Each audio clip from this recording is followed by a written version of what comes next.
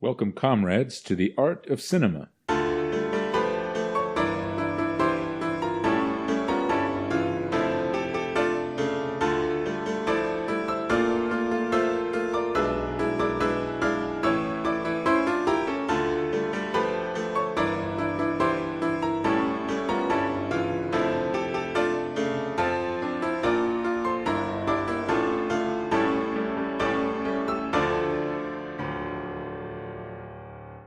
This is a mandatory re-education session of the People's Republic of F.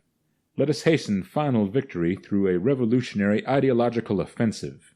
We're monitoring your viewing, and we know if you're not watching. I am Colonel T, Minister of Propaganda, and with me, as always, is our glorious leader, General Secretary F, the eternal leader of our revolution, the mastermind of the revolution. Just happy to be here. Long-time listener, first-time caller. I am not shy about dictating. Sir, we must not confuse the role of the director in the atrocitarian system of filmmaking with the role of the director in capitalist filmmaking. In capitalist filmmaking, they use the term director, but only to deceive us. Yeah, that's right. In capitalist filmmaking, the means of production of the film have been seized by the oppressive bourgeois financiers and industrialists. And you can't see me, I'm doing air quotes, the director is nothing but their servant in the filmmaking process. In capitalist filmmaking, the quote-unquote director is chained by reactionary politics. He's nothing but a worker whose task is to carry out the designs of the rich to fill their pockets while leaving the people destitute. In atrocitarian filmmaking, by contrast, the director is an artist, a creator. He works independently according to his own vision and is responsible to his glorious leader, the architect of sociopathocracy. The atrocitarian filmmaker is not merely a worker, he is a visionary. He is the commander. He is responsible for the film itself and for the political and ideological commitments of the cameramen, the actors, the editors, the costume department. Yeah, the art of cinema is a comprehensive art, so the art of directing the film is the art of oversight and guidance. The director coordinates the creativity of everyone involved in the production of the film so as to guarantee an integrated ideological vision that I, your glorious leader, General Secretary F, will not find to be counter-revolutionary. Yes, sir. Just as victory on the battlefield depends upon the strategic genius of the generals, so too does victory in filmmaking depend upon the aesthetic genius of the director. Yet cinematic art must only be created so as to develop revolutionary consciousness among the people. Our film today is entitled Beautiful Girls. This movie is about the boy's perspective on love and marriage. In the opening scene of the film, in New York City, Timothy Hutton closes his piano after a gig. He takes a drag of his cigarette and finishes his whiskey. Someone walks by and congratulates him on his playing, but Timothy Hutton doesn't look like he's too impressed with it himself. He takes the tip money out of the jar on top of the piano. Sir, when Timothy Hutton was only 20, he won the Academy Award for Best Supporting Actor for his role in Robert Redford's movie Ordinary People. So that's an auspicious start for an actor's career. It must have given Timothy Hutton a small glimpse of what it's like to be General Secretary F. Yeah, that's right. I've won the People's Republic of F Academy Award, or the Effies, for Best Supporting Actor every consecutive year since the Revolution. A true feat of thespian genius, sir, especially since you didn't appear in any of the movies for which you won the award. Well, and that may be, but wherever there is hope, I am there. During this brief opening scene, a song by Pete Droge and the Sinners plays. Remember Jacob Dylan from back in the late 90s or about 5 AF? At first I thought Pete Droge and the Sinners was the Wallflowers, which was Jacob Dylan's band. That's right. Jacob Dylan, I believe the son of Matt Dillon, who stars in this film, if I'm not mistaken. And I'm not mistaken. Not the son of Bob Dylan? I'm just going to pretend you didn't say that. The music in this movie seems like it's someone's greatest hits playlist from when they were growing up, if they were about our age. So the songs are mostly 90s pop music plus some classic rock, including that Stones tune, Fool to Cry. Watching it now and hearing the playlist, those songs don't seem to fit the movie all that well. They seem kind of superimposed on it. So Timothy Hutton goes to the bus station. He's headed back to his hometown for his 10-year high school reunion. He pays cash for a bus ticket back home, 5 or 6 hours away, out of the tip money he got from his gig. They don't say where his hometown is, but it's somewhere snowy. It must be in upstate New York or rural New England. He rides the bus, looking contemplative and thoughtful. We see the Manhattan skyline going by out the window. This isn't really a plot movie so much, it's more of a character study of Timothy Hutton and his old friends back home. So let's get to know Timothy Hutton's old friends from high school whom he's going to see for the 10-year reunion. First up is Matt Dillon, not Bob Dylan. Matt Dillon runs a business back at Timothy Hutton's hometown where they plow snow in the winter and do lawn maintenance in the summer. Michael Rappaport and some of Timothy Hutton's other friends from high school work for Matt Dillon's snow removal service. Yeah, so we can see what he's up to. He's plotting to seize the means of snow removal production. He's committed to the common ruin of the contending classes. His goal is naked, shameless, direct, brutal exploitation of the proletariat. And what that all comes down to is, ooh, daddy, you're a fool to cry. It's all tied together, yeah. Matt Dillon is also dating Mira Sorvino, but sleeping with Lauren Holly, who's married. Uh-oh. Okay, so then Michael Rappaport. Michael Rappaport is a comedian, and he was in a number of 90s movies. He was in that Deep Blue Sea movie where they have to fight the intelligent sharks. He was killed by the intelligent sharks along with Samuel L. Jackson. And he was in a Woody Allen movie called Mighty Aphrodite. He also talks about sports a lot on different podcasts and radio shows. Michael Rappaport is the idiot in this movie. He's the comedy sidekick. I like him in this movie. Michael Rappaport is the one who's able to have a sense of humor about everything despite being fully aware that he lives in the capitalist dystopia. See, I've always thought that the people who can face the tragedy of life and laugh about it still have a sense of humor. Those are the people who've won. If you can still laugh about life, then it hasn't beaten you. So I'd want to be Michael Rappaport if I lived in the world of this movie. And of course, you'd then want to incite the revolution so as to install me as these characters' iron-fisted autocrat. If the capitalist dystopia hasn't gotten the best of Michael Rappaport, then he ought to be able to see that I am the highest incarnation of revolutionary comradeship, the fate of the nation, the great architect of atrocity and utopia. Yes, sir. If only we could present Michael Rappaport with your manifesto, he would hasten to praise the sacrifices of the farmers and laborers who worked tirelessly to enact the vision of General Secretary F. Yeah, if only. Michael Rappaport is obsessed with his ex-girlfriend, who's a vegetarian but is dating a 40-year-old butcher because she knows she has no future with Michael Rappaport. Early on in the movie, he proposes to her, but she turns him down. It's both funny and sad. She's waiting tables at her job, and he proposes to her right then and there, but the timing in their relationship is all wrong, and he proposes in the least romantic way you could imagine. Plus, the diamond he gives her is supposed to be this new, trendy champagne color, but it just looks brown to everyone. You've got to see these scenes in the movie. They're funny, but you feel for Michael Rappaport. He works for Matt Dillon's snow removal and lawn service company, and he's so frustrated with his ex-girlfriend that when it snows, which is often, he plows the snow up against her garage door. That's funny, but I wouldn't say it's the best way to win her over. It's snow removal and lawn service? Talk about spanning the gamut. Michael Rappaport's dog is named Elle McPherson, and in his room at his apartment he has pictures of supermodels all over his walls, the titular beautiful girls. Timothy Hutton tells Michael Rappaport that he's like a serial killer, with his pictures of supermodels all over his walls, but Michael Rappaport tells Timothy Hutton that the way those beautiful girls make you feel when you look at them is as good as love. Michael Rappaport has lots of relationship advice for Timothy Hutton. He says that the women are all sisters, they're a hive mind, if you know what I mean, and that it's all a big conspiracy against the men. And Michael Rappaport is reduced to pining over these supermodels because the American capitalist imperialists have denied him the utopia we've achieved here in the PRF. They've denied him the hammer of industry, the sickle of the farmer, the paintbrush of the artist, and the arrow of the mighty soldier, piercing the heart of the imperialist.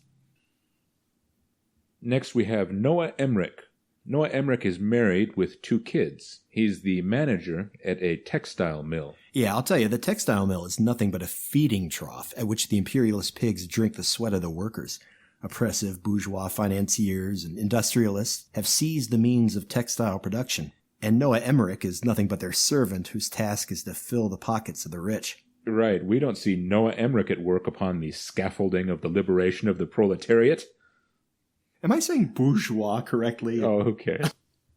So basically, Noah Emrick is the one guy amongst Timothy Hutton's high school friends who has his life in order. Timothy Hutton tells Noah Emrick that he's thinking of giving up his piano playing to take a sales job. Noah Emrick tells Timothy Hutton that if he takes a sales job, he won't have any time to play the piano. But Timothy Hutton tells Noah Emrick that the piano playing career is just not happening, and he's getting older and needs to start thinking about the future. But Noah Emrick tells Timothy Hutton he's no salesman and that giving up music would be a terrible decision.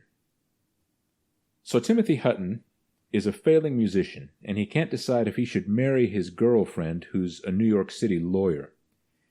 He gets back home to his hometown for the 10-year reunion. It's a sad place back at Timothy Hutton's childhood home. His mother is dead, and it's distant and awkward between him and his father and brother. Timothy Hutton keeps saying he's not sure how long he'll be staying back at his hometown, the implication being that he's been out of high school for 10 years now and doesn't know if he's been successful enough that he should go back to his life out in the wide world or just give up on it and maybe move back home. It seems strange to me that all these guys are Timothy Hutton's old friends, but it seems in the film as if he basically hasn't spoken to them since high school. That doesn't make a lot of sense to me. You keep in touch with old friends you care this much about. But for the sake of the movie, it makes a better script for Timothy Hutton to have to catch up with all his old friends as though he hasn't spoken to them in 10 years.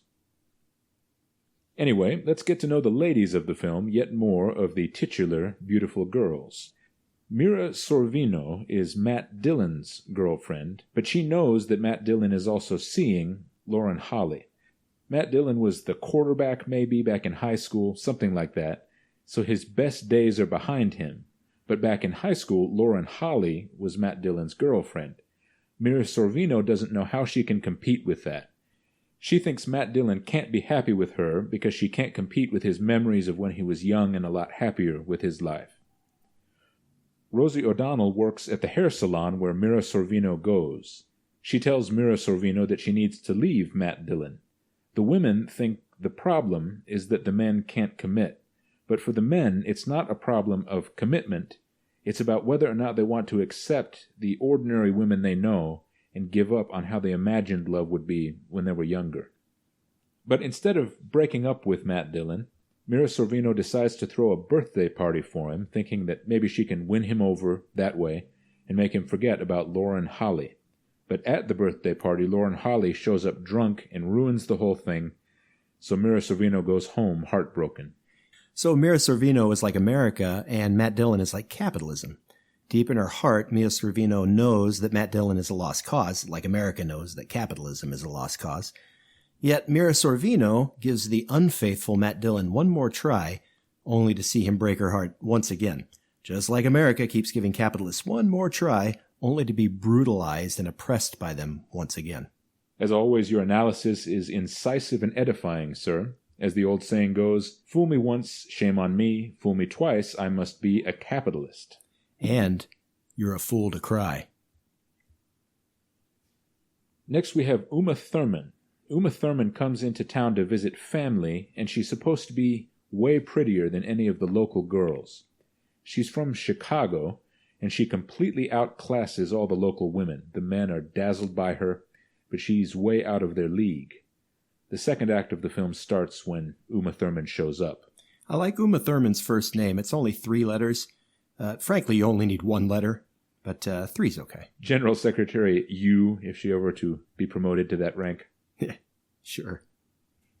It's strange to me that Uma Thurman plays the girl who's supposed to be way hotter than the girls from Timothy Hutton's hometown. This is the problem with movie stars who portray average people. These movie stars all look way better than real people, so it doesn't really work that Uma Thurman is supposed to be way better looking than Mira Sorvino or Lauren Holly or Martha Plimpton or Annabeth Gish or Natalie Portman. All those women look fantastic. Anyway, all the single guys in the cast, they each have their moment when they cross paths with Uma Thurman while she's in town. Uma Thurman is the embodiment of the question these young men are pondering, whether you should hold out for your dream girl or be content with the ordinary women you know. And Uma Thurman represents the dream girl. Like I say, Uma Thurman is pretty, but for me she's miscast here. I don't find her to be any better looking than the other actresses in the film. Maybe she's just not my type. I could buy this character being the dream girl if she were played by a young Halle Berry or Cameron Diaz or Salma Hayek or Gina Carano. Sure. Michael Rappaport, the idiot, gets Uma Thurman to meet him for a drink, but it's all a setup. He just wants to show off to his ex-girlfriend that he has a hot date to make her jealous. It's a funny scene but sad, like his awkward, bungled proposal to his ex-girlfriend earlier. Timothy Hutton meets Uma Thurman at a bar and makes a couple of half-joking, half-serious passes at her. They end up just talking. He tells her his girlfriend is getting into town the next day, and he feels completely ambivalent about it.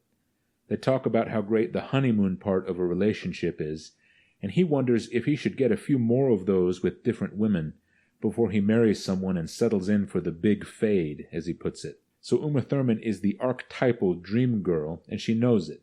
She doesn't talk or act so much like a real person. When the guys each have their turn talking to her, it's more like they're dreaming, I'd say.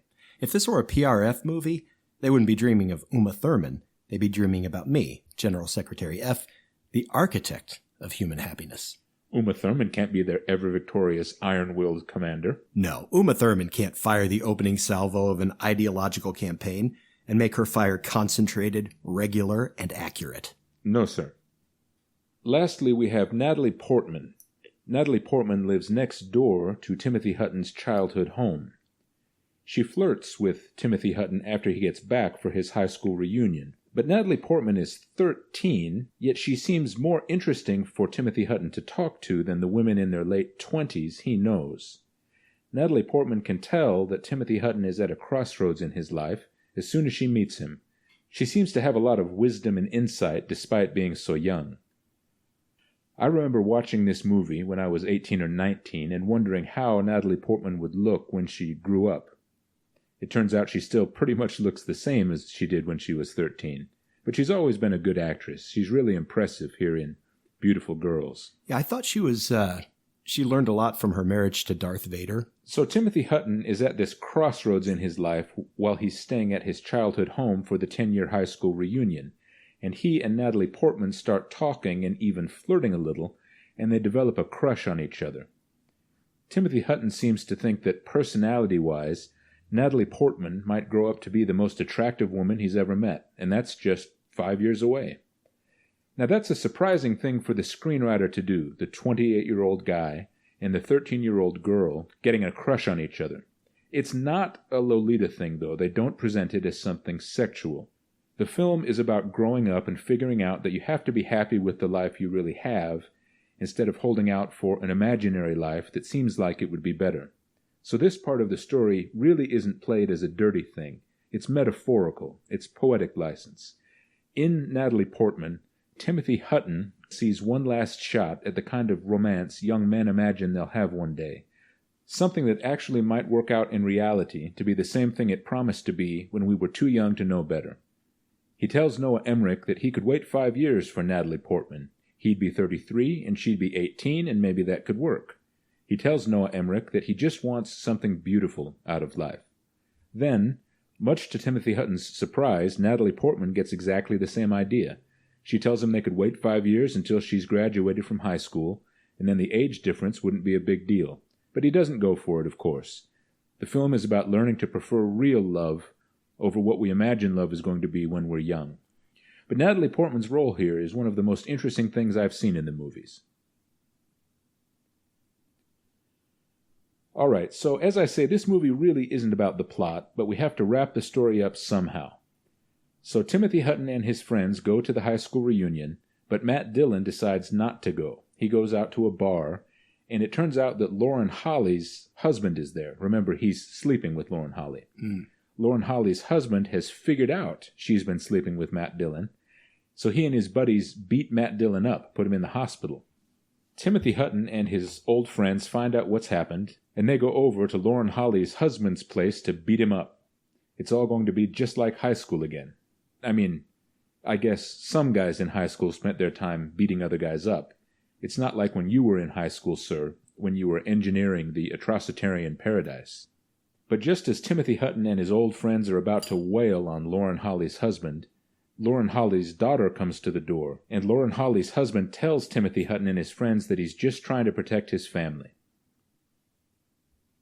Lauren Holly shows up at this point and realizes she's been caught cheating. After that, the movie's basically over. Everyone makes up, and they've all learned a valuable lesson. Matt Dillon and Mira Sorvino get back together, and Timothy Hutton goes back to New York with his girlfriend. Michael Rappaport goes over to his ex's place and plows the snow back out of the driveway this time instead of pushing it up against the garage door. This movie meant a lot to me when I was 19 and wondering how my life was going to work out. Watching these characters, 10 years older than I was at the time, I wondered how my own story would end up comparing to theirs. But that's because I needed to grow up, leave the beautiful girls of my imagination behind me, and advance vigorously, united firmly with the citizens of the People's Republic of F in one mind and one will, as befits the descendants of General Secretary F, his soldiers and followers. When I was 19, you see, sir, the revolution had yet to inspire me, to make fruits cascade down and their sweet aroma fill the air on the sea of apple trees at the feet of General Secretary F. Imperialist fruits just sit there. Yeah, they don't cascade. No. The characters in this movie are frustrated and uncertain about their marriages, since the capitalist system leaves them to fend for themselves in matters of love.